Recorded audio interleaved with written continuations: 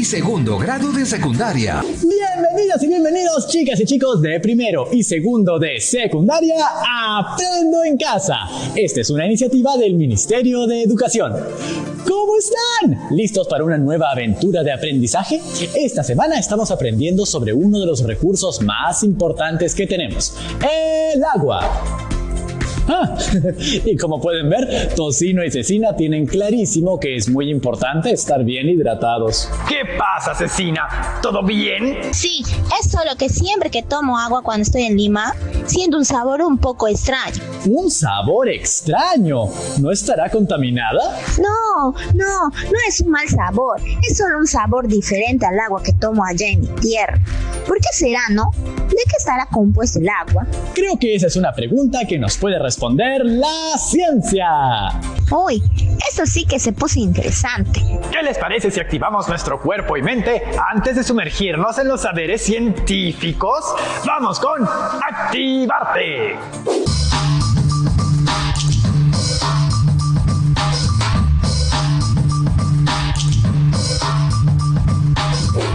Hola, soy Gabriela y esta vez vamos a realizar una secuencia de movimientos conscientes. ¿Sabes a qué me refiero? Quiero decir que debemos sentir qué músculos estamos utilizando y prestar atención a cada movimiento para no olvidar la secuencia. De esta manera tendremos total conciencia de lo que estamos trabajando. Sígueme, vamos a comenzar. Nos sentamos. Eso es. Cuando respiramos, llevamos los brazos a los costados y cuando botamos, abrazamos la rodilla. Eso es, respiramos. Botamos. Volvemos a respirar. Botamos. Eso es. Ahora colocamos los brazos detrás de nuestra espalda. Eso es, estiramos las piernas. Vamos a imaginar que estamos en una laguna de nuestra selva peruana.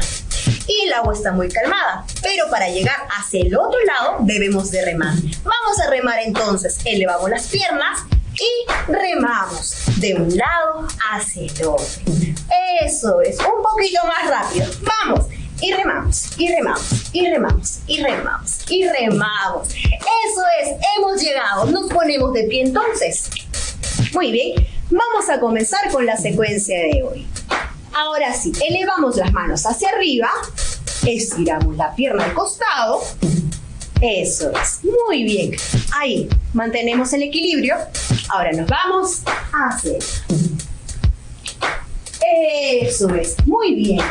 Siempre respiro. Ahora sí. Regreso, juntamos.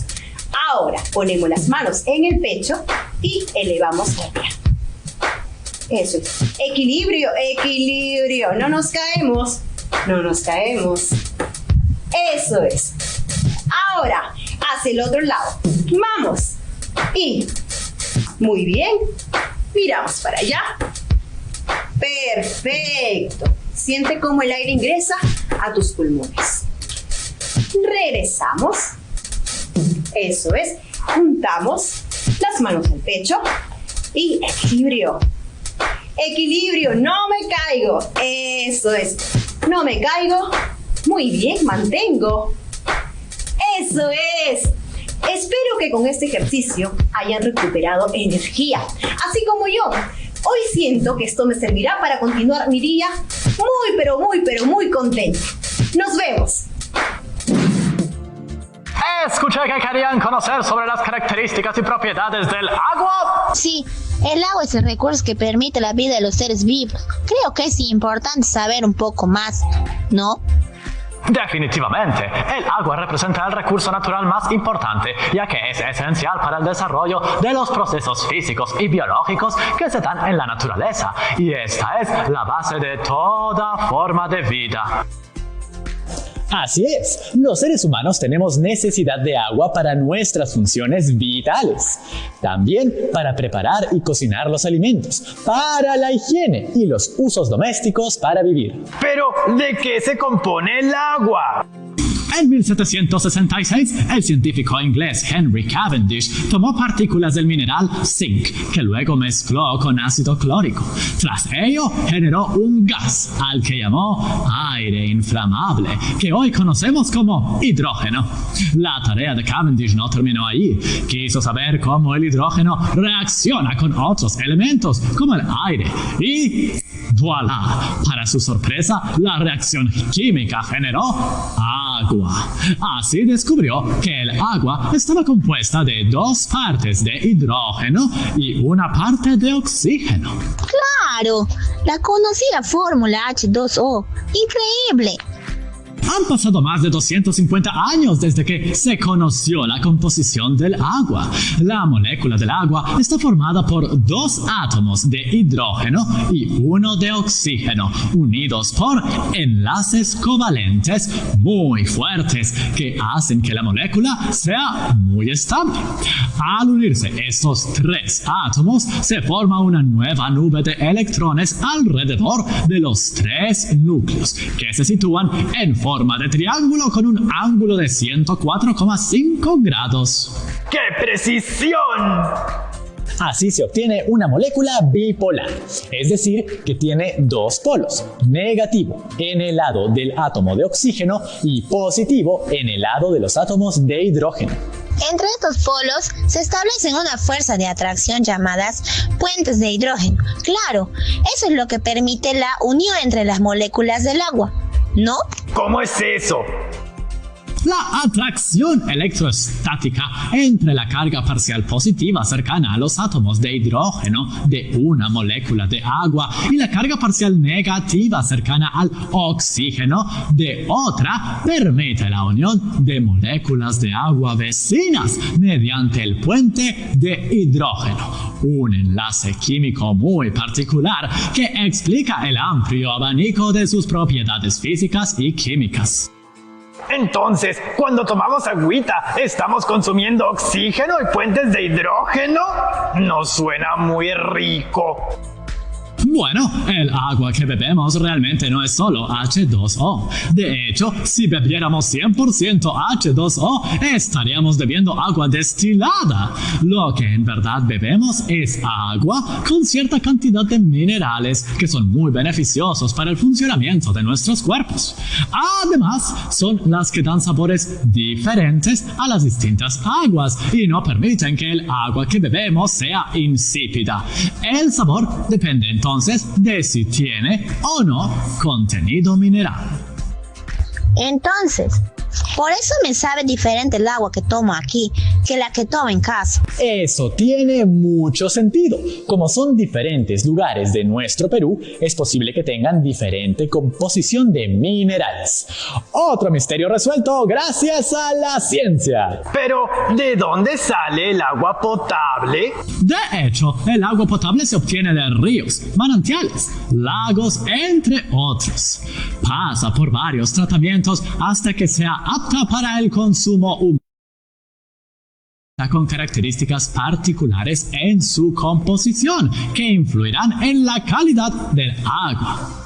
Esto se debe a que el agua tiene una alta capacidad para disolver elementos. Entre ellos se encuentran las sales minerales del suelo, las cuales varían de unas zonas geográficas a otras. ¿Qué otras características tiene el agua? ¿Qué les parece si llamamos a nuestro profesor Gustavo Romero para que nos ayude a responder esta y otras preguntas? Hola chicas y chicos, ¿cómo están? Buenos días, profesor Gustavo Romero. Muchas gracias por acompañarnos. Tenemos algunas preguntas sobre la composición y características del agua. ¡Excelente!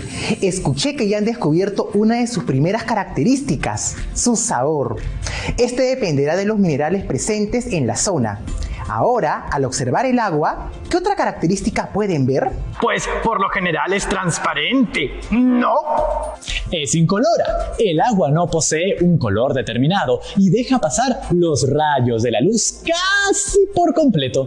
A menos que hayan otras sustancias disueltas en ella y que sí posean un color determinado. como ocurre por ejemplo en los manglares, que son aguas ricas en materia orgánica suspendida. En ese caso, podemos ver que el agua es bastante turbia. Es correcto. ¿Qué otra característica cree que tiene el agua? Pues el olor. Por lo general no tiene olor.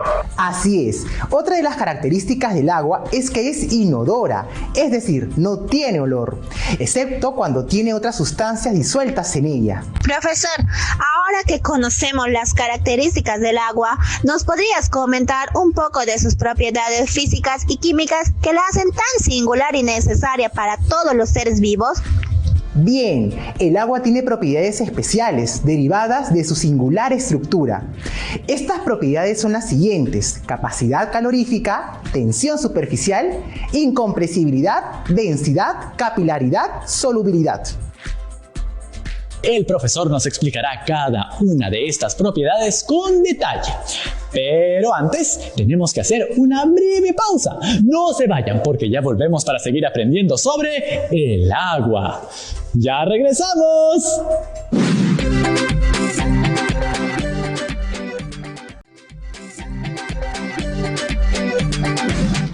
Y estamos de vuelta, chicas y chicos. El día de hoy estamos aprendiendo sobre ¡el agua! ¿Qué les parece si hacemos un experimento para poner a prueba algunas de las propiedades del agua? Sí, esta es mi parte favorita de la ciencia. manos a la obra. Vamos a reconocer la capacidad calorífica del agua. Necesitaremos 2 globos, una vela, fósforos y por supuesto el acompañamiento de una persona adulta, ya que vamos a usar fuego.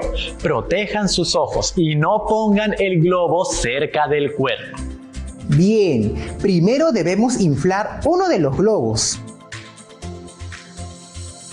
Por otro lado, llenamos el otro globo con agua. Ahora debemos encender la vela y acercar el globo lleno de aire al fuego de la vela.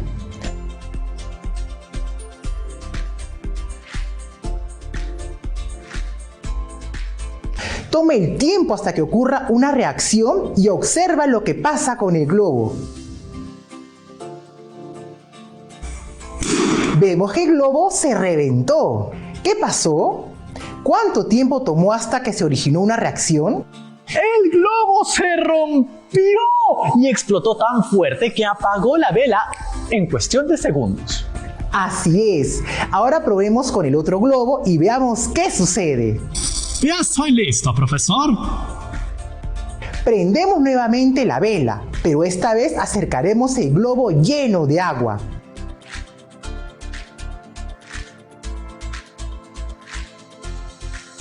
Observemos y percibamos. ¿Qué está pasando con el globo lleno de agua? Ah, válgame. Sale humo negro, pero el globo no se rompe, sin importar cuánto lo acerque al fuego de la vela.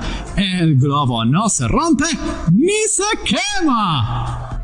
¡Increíble! ¿Cómo es eso posible, profesor? En el caso del primer globo, este se rompió porque el calor sencillamente quemó la superficie del globo. En el caso del segundo globo, el agua que está dentro absorbió el calor y no dejó que el material de la superficie se queme. Es decir, el agua recibió todo el calor de la vela. Esta propiedad del agua permite que pueda absorber una gran cantidad de calor sin que aumente demasiado su temperatura. Ya, entiendo. Por eso cuando ponemos a calentar agua, se necesita mucho calor para que ésta comience a hervir. Así es. Esta capacidad del agua de almacenar el calor se llama capacidad calorífica. En nuestro experimento, el agua absorbe el calor de la vela y no permite que la temperatura suba lo suficiente para romper el jeve del globo. Se necesita mucho calor para incrementar la temperatura del agua líquida, pues parte del calor se debe usar para romper los puentes de hidrógeno entre las moléculas. En otras palabras, el agua tiene una alta capacidad calorífica, definida como la cantidad de calor necesario para elevar la temperatura de una unidad de masa de una sustancia en 1 grado. Esto explica por qué el clima en la costa es más templado. ¿Cómo así? El mar absorbe mucho calor sin calentarse demasiado durante el día y cuando llega la noche libera ese calor. Este efecto en los océanos y mares regula las fluctuaciones y rangos térmicos en grandes regiones. Las comunidades que viven cerca de grandes masas de agua se calientan y se enfrían de modo más lento, por lo que experimentan cambios de temperatura menos extremos. Si se tiene en cuenta que el agua oceánica cubre el 70% de la superficie del planeta, la regulación de la temperatura del agua es imprescindible para la temperatura a nivel mundial. Más razones aún por la cual el agua es un elemento tan importante. ¿Y qué otras propiedades tiene el agua? Existe otra propiedad muy particular llamada tensión superficial. En este fenómeno, las moléculas del agua en la superficie son atraídas hacia los lados o hacia abajo por fuerzas intermoleculares, ofreciendo una mínima resistencia superficial. Esta interacción de las partículas en la superficie del agua hace que ésta se presente como una verdadera cama elástica. ¡Suena divertido!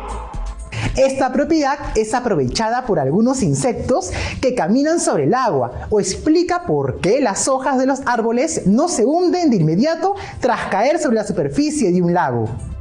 ¿Será que yo también podré caminar sobre las aguas? No creo que eso sea posible, Tocino. Aunque si el agua está congelada, quizás sí podrías caminar sobre ella. Es un buen punto, Rodrigo. El agua puede estar en diversos estados. ¿Los recuerdan? Sólido, líquido y gaseoso, ¿no, profesor? Así es.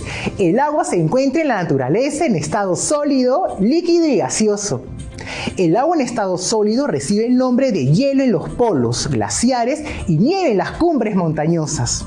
Los sólidos tienen forma y volumen constantes. Se encuentra en este estado a temperaturas inferiores a 0 grados centígrados. El agua en estado líquido no tiene forma fija, pero sí un volumen determinado. El agua en estado líquido se encuentra en la naturaleza, en ríos, mares y lagos, entre los 3 grados centígrados y 4 grados centígrados, y los 90 grados centígrados y 95 grados centígrados, dependiendo de las sustancias que lleve en disolución. Finalmente, el agua se encuentra en la naturaleza en otro estado llamado gaseoso, que no tiene forma ni volumen fijo. Solo por encima de los 100 grados centígrados, el agua puede estar en ese estado, aunque en la naturaleza es posible encontrar vapor de agua por debajo de esa temperatura, como ocurre en las nubes. El agua en estado gaseoso se encuentra en la naturaleza, en las nubes y en los géiseres. Algo muy interesante sobre el agua es que si bien la mayoría de las sustancias se contraen cuando se congelan, el agua es una de las pocas sustancias que al congelarse aumenta de volumen. De esta manera disminuye su densidad. La densidad es la relación entre la masa y el volumen de un cuerpo. Si la masa de un cuerpo no varía y el volumen aumenta, la densidad disminuye. Cuando la temperatura baja, las moléculas de agua pierden movilidad y tienden a unirse más fuertemente, pero separándose unas de otras, lo cual disminuye su densidad y aumenta su volumen. Por eso, el agua al congelarse aumenta su volumen y flota. Esta propiedad es fundamental para los peces y otros animales, pues cuando hace frío, el agua se congela y flota solo en la superficie. Si esto no fuera así, se congelaría toda el agua y morirían todos los animales acuáticos. ¡Qué sabia es la naturaleza! Estuve investigando un poco y leí que otra propiedad es la solubilidad. ¿Me podrían explicar al respecto? Yo te puedo ayudar con eso. Hemos visto que el agua pura no existe en la naturaleza. Siempre está mezclada con otros componentes como sales o minerales. Esto sucede porque es una sustancia en la que se disuelven fácilmente otras sustancias. Algunas de estas sustancias son fundamentales para la vida y si el agua no pudiera disolverlas, la vida desaparecería. Sin embargo, esto tiene el inconveniente de hacer que el agua sea muy fácil de contaminar, ¿no? Exactamente, por ello debemos tener mucho cuidado. Aunque el agua es el mejor solvente, eso no significa que pueda disolver todas las sustancias. Por ejemplo, el aceite no puede ser disuelto por el agua. La solubilidad del agua se debe a que su molécula es bipolar, como hemos visto, con un polo positivo y un polo negativo. Esto hace que se comporte como un imán que atrae y repele los distintos átomos de otras sustancias. Me sigo sorprendiendo con todas las capacidades del agua. ¿Alguna vez has añadido sal de mesa al agua? Si es así, probablemente has notado que la sal al final pareciera desaparecer. La sal de mesa, NaCl, cloruro de sodio, tiene cargas que se separan y disuelven fácilmente en agua. La sal se disuelve en el agua porque las moléculas de agua atraen con mayor fuerza las moléculas de la sal.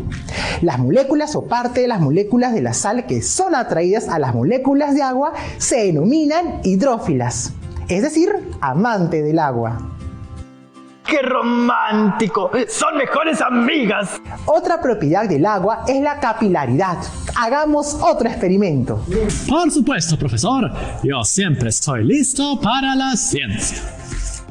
Cuando mojamos una servilleta en agua, observamos que el agua trepa a través de la servilleta subiendo en contra de la gravedad. Esta propiedad del agua se llama capilaridad, porque cuanto más estrecho es el capilar, más sube el agua. Por eso a veces, cuando nos salpica un poco de agua, esta se expande en nuestra ropa. Sí, la fuerza que ejerce la tensión superficial en las paredes del tubo capilar causa que el agua se eleve, telas, el suelo. Asimismo, la capilaridad es un posible mecanismo para explicar el transporte de agua dentro de la planta. Y profesor, díganos, ¿se puede comprimir el agua? Las moléculas de agua presentan una elevada cohesión interna debido a los puentes de hidrógeno, lo que genera una propiedad muy especial del agua, llamada incompresibilidad. Las moléculas de agua no se acercan aún más debido a la repulsión mutua de los electrones que existen en las regiones exteriores de los átomos. Esta repulsión es una resistencia mucho más fuerte a la compresión que el movimiento molecular en un gas. Pensemos por un momento que vertimos cierta cantidad de agua en estado líquido en una jeringa y que la ajustamos hasta tocar el agua. Si empujamos con todas nuestras fuerzas, veremos que apenas cederá. Por eso se dice a menudo que el agua es incompresible y que no se puede apretujar en un volumen más pequeño. ¡Ah! A eso se refería. Era que no se pueden comprimir, no que no se pueden comprender. ¡Oh! Recordemos que el agua está presente en la naturaleza y no permanece estática, sino que hay una transferencia continua de grandes masas de agua de unas zonas a otras del planeta. A este movimiento continuo se le conoce como ciclo hidrológico o ciclo del agua. Este circuito mediante el cual el agua superficial es almacenada en los mares, océanos, lagos o charcos. El agua, al calentarse por acción del sol, se va evaporando, pasando de líquido a vapor, formando nubes que se desplazan impulsadas por los vientos. Asimismo, es importante mencionar que el 97,5% del agua de la Tierra es salada. Más del 99% del agua restante está en depósitos subterráneos o en forma de hielo. Así que menos del 1% del agua dulce se encuentra en lagos, ríos y otras formas superficiales disponibles. De este ciclo natural del agua se ha aprovechado la humanidad históricamente para su progreso y supervivencia. Pero en el último siglo, por la contaminación se han producido algunas alteraciones muy preocupantes. En la actualidad, estamos en un proceso de cambio climático, de consecuencias impredecibles, pero que va a afectar a la distribución de agua en el planeta, ya que conllevará al incremento de las temperaturas, el aumento de la subida del nivel del mar, entre otras situaciones. Por ello, es de suma importancia que tomemos conciencia y cuidemos el agua y toda la naturaleza. Así es, excelentes reflexiones. Muchas gracias, profesor Gustavo. Ya nos vemos, chicas y chicos. Recuerden que si tienen alguna duda, pueden hacerla llegar a su docente. ¿Recuerdan nuestra gran incógnita? ¿Qué acciones desarrollaríamos para ejercer nuestros derechos ante las necesidades básicas como el acceso al agua con el fin de contribuir a una sociedad equitativa y justa? Hoy hemos dialogado sobre las propiedades y características del agua. Es un elemento verdaderamente maravilloso. El agua no solo es esencial para todos los seres que habitan este planeta por un tema de hidratación y nutrición, sino que también tiene una serie de propiedades que la hacen aún más relevante para diversos procesos de la vida. La alteración del ciclo del agua a causa del efecto invernadero, producto de la intervención del ser humano, genera diversos problemas, como la escasez de este recurso hídrico en la Tierra, a pesar de ser un planeta con 70% de agua. Así que cuidar el agua es cuidar la vida, es cuidar el planeta. Ya nos vemos, chicas y chicos. Chao, chao. Y ya tomaron su agüita. Recuerden que el agua es vida.